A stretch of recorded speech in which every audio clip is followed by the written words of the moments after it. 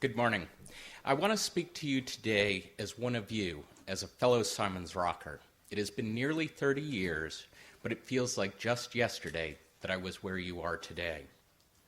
I suspect that I was invited to talk to you today because I have a propensity to turn up in the midst of events, whether it is part of the disaster and recovery in New Orleans, in Palestine as Hamas took power, standing in Independence Square in the Ukraine for the Orange Revolution, or being caught in a melee between Egyptian security forces and the Muslim Brotherhood.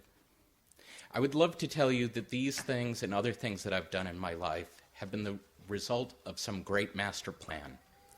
But as Jamie Clark, who I was at Simons Rock with back in the day, said to me, "You've really just Forrest Gumped your way through life, haven't you?" There is nothing like an old friend to keep you humble and keep you honest. For truth be told, instead of some heroic or brilliant action that put me in the right places at the right times, it was really more a case of naive bumbling that produced Forrest Gump-like moments where I just happened to be in historical events, more stunned and dazed than anything else. So how is it that I've had so many of these life adventures? I am a peripatetic soul, I am curious, I am precocious, I am like you, I am a Simons Rocker. And all of my life adventures began here at Simons Rock with this adventure. Which brings me to the thesis of my talk today, that Simons Rock students are different. We are a special breed.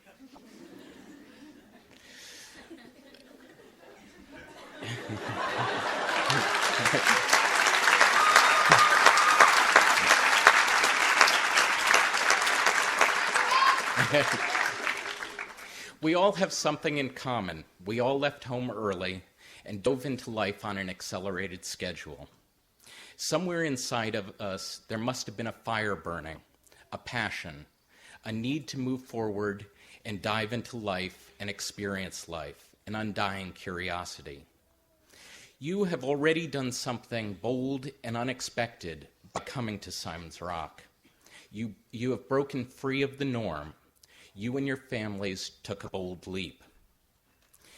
Less than 1/3 of Americans aged 21 to 29 have a college degree. Just by this fact alone, you are already in a privileged group. But of all the students graduating from college this spring, only 20% or so are graduating from selective colleges. Like it or not, this puts you into an elite category. And of the students graduating from selective colleges this spring, only a tiny percent are graduating early. As graduates of Simons Rock today, you represent an extremely privileged group. And to paraphrase from Spider-Man, with great privilege comes great responsibility.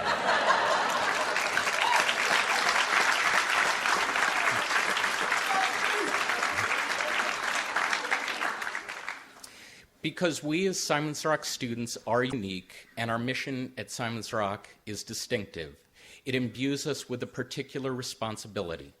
You've been given an unusually rich educational and personal experience here.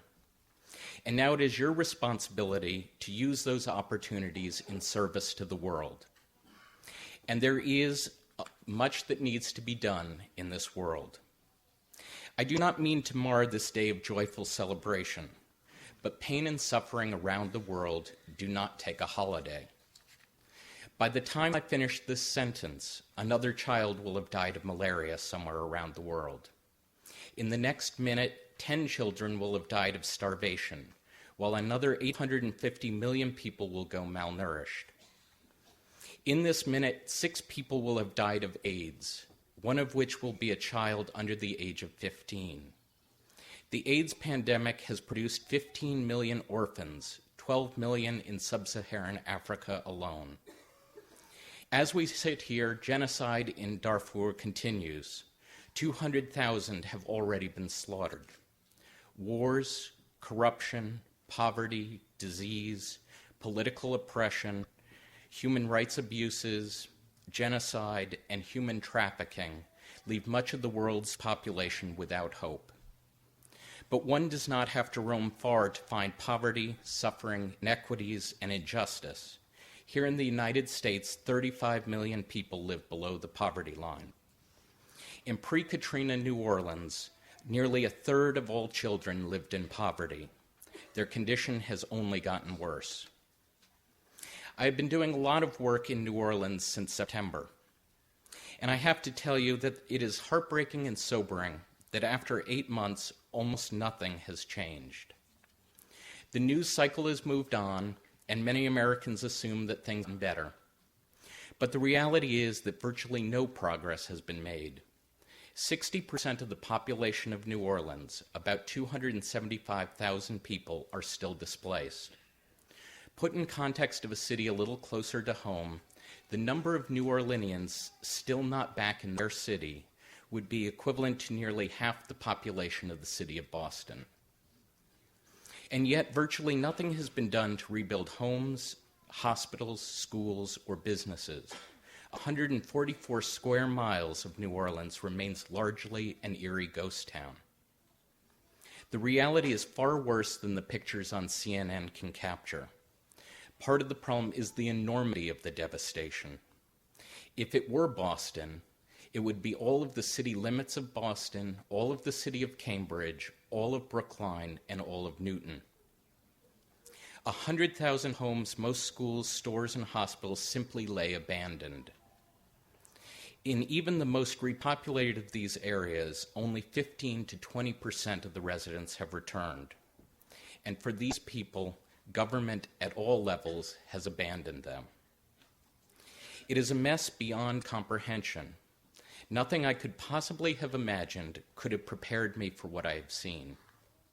Movies that portray life in post-nuclear conflict only begin to hint at what life is like in catastrophes like these.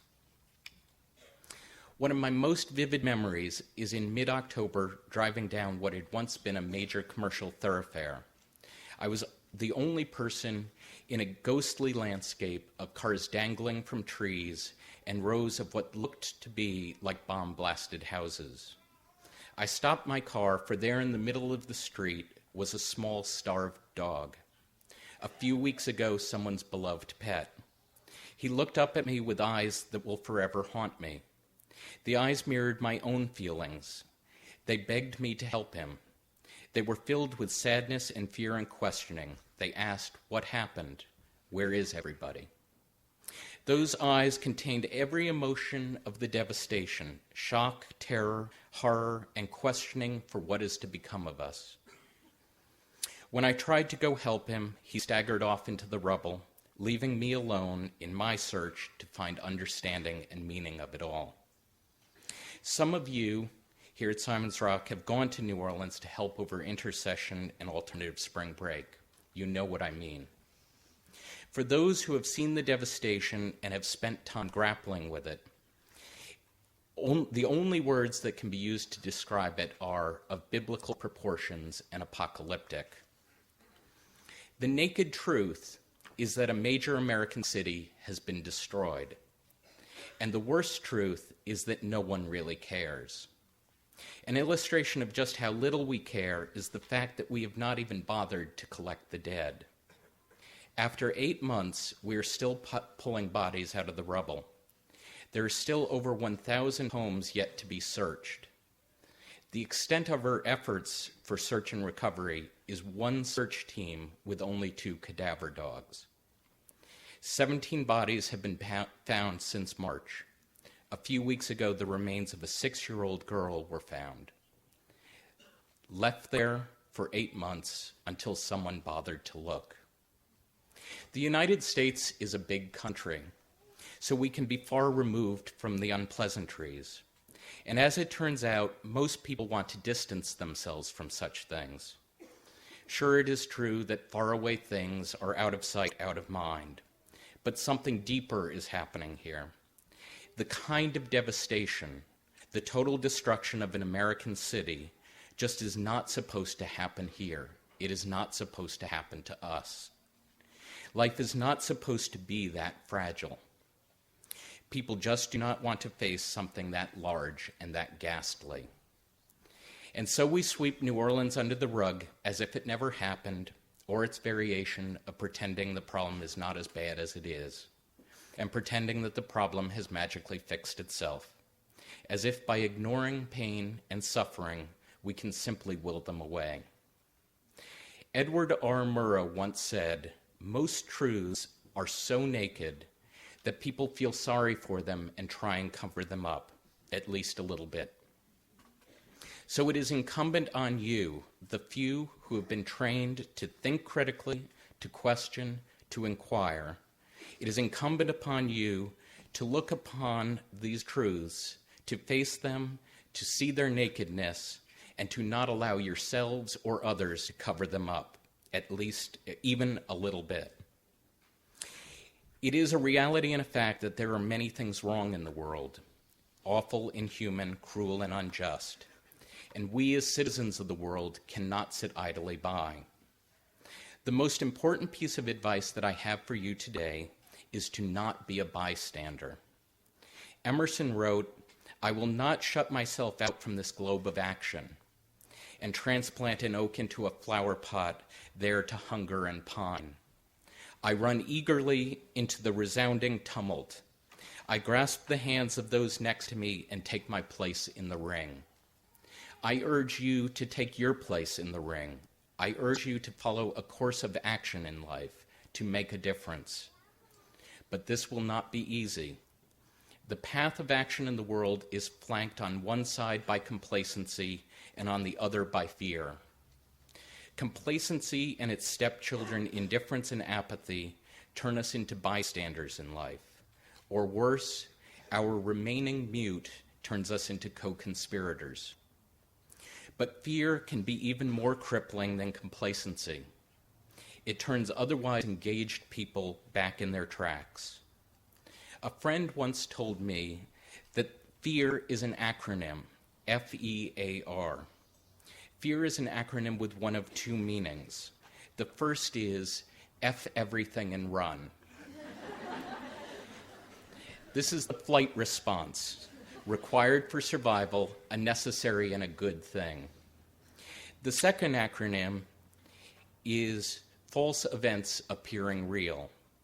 This is an unnecessary kind of fear, a fear that can be so debilitating.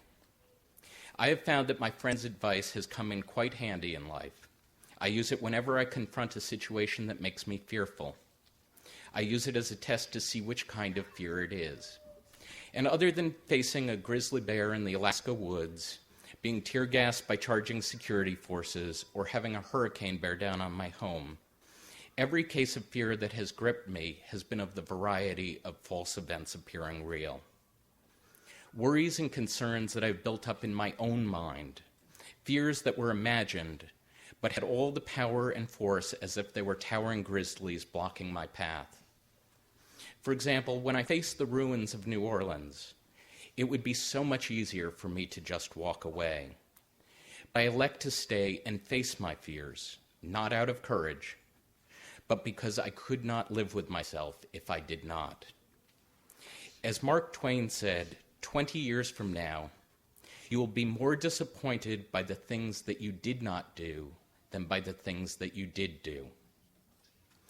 Today, as you graduate, you are part of something that has stretched 40 years before you and will stretch well into the future, well beyond me. Simon's Rock is no ordinary school. It is a bold experiment. The community that exists here, that you have been part of, does not end when you leave this campus. It stays in your heart, it stays in your intellect, it stays in your soul. No one can ever take that away from you. You are now and will always be a Simon's Rocker. But remember that with community comes responsibility. Responsibility to your friends, your family, and your fellow rockers. Responsibility to the future of Simon's Rock and future generations of Simon's Rockers. And most importantly, responsibility to the world community. To quote JFK, "For those to whom much is given, much is required." Mark Twain once said, "There are 1,440 minutes in every day, yours to use as you see fit, to wander, to learn, to waste, to build."